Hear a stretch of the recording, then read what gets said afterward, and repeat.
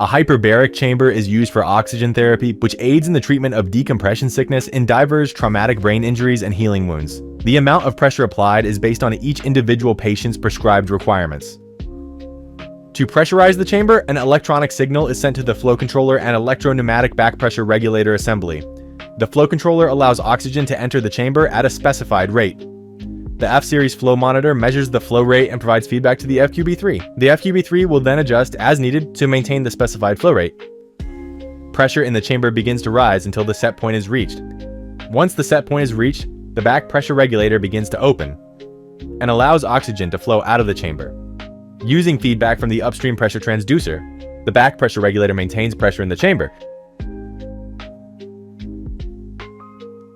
Once the treatment is completed, the hyperbaric chamber stops the flow of oxygen and exhausts the pressurized oxygen so the patient may exit safely.